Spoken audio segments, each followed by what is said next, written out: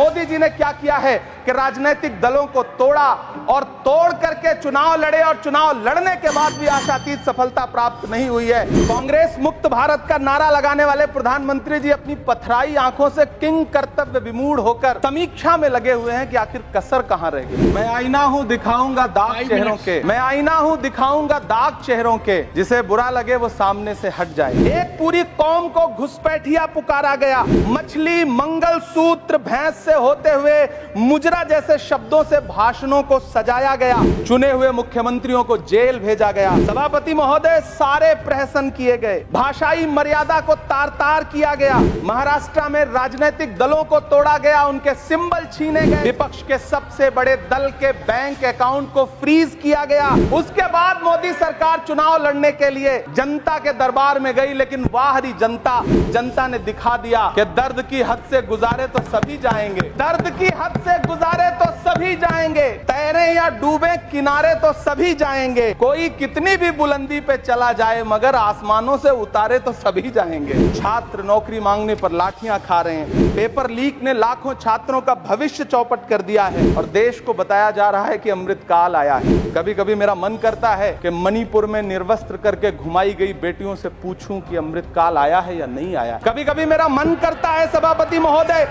कि देश के लिए ओलंपिक लाने वाली बेटियां जो इसी जंतर मंतर पर घसीटी गई, उनसे पूछूं कि अमृत काल आया है कि नहीं आया है।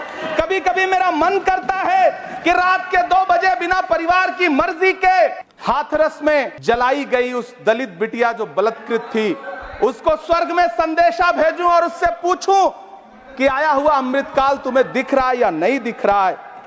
कभी कभी मन करता है कि मैं बिल्किस बानो से पूछूं कि देश में आया हुआ अमृत काल तुम्हें नजर आ रहा है या नहीं आ रहा है। सभापति महोदय, कभी कभी मन करता है कि भीड़ के जरिए लिंच करके मारे गए पहलू खान की 85 साल की दोनों आंखों की अंधी मां से पूछूं कि देश में आया अमृत काल तुम्हें दिख रहा है या नहीं दिख रहा है। कभी कभी मन करता है कि ईद के कपड़े खरीद कर लौट रहे 17 साल के हाफिज जुनैद से पूछूं, जिसे बल्लभगढ़ में ट्रेन में लिंच करके मार दिया गया, कि अमृत काल आया है या नहीं आया है। कभी कभी मन करता है नजीब की मां से पूछूं, कभी कभी मन करता है कि तबरेज अंसारी की विधवा से पूछूं, कभी कभी मन करता है कि सहारनपुर के उन 3 बच्चों से पूछूं जिन्हें छत्तीसगढ़ में लिंच करके मार दिया गया। सभापति महोदय, कभी कभी मन करता है कि मैं गुजरात के चिखोदरा में क्रिकेट मैदान में लिंच करके मार दिए गए सलमान बोहरा के परिवार से पूछूं कि अमृत काल आया है या नहीं आया है।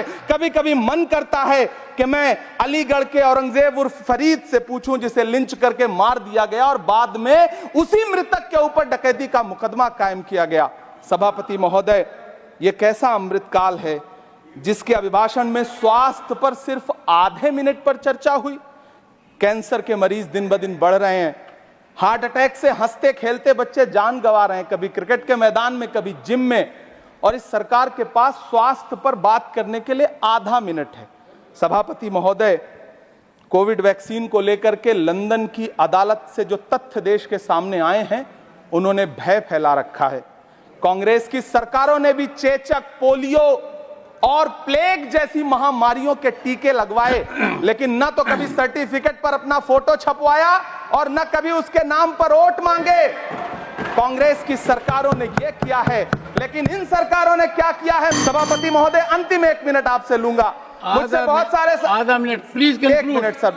You have made a speech, you know what you have did. अंत में सभापति महोदय, मैं अंत में यही कहना चाहता हूं कि चुनाव समाप्त हो चुके हैं, सरकार बन चुकी है, लेकिन मुझे इस देश के प्रधानमंत्री जी से यह कहना है कि आप नारे लगाते थे सबका साथ सबका विकास,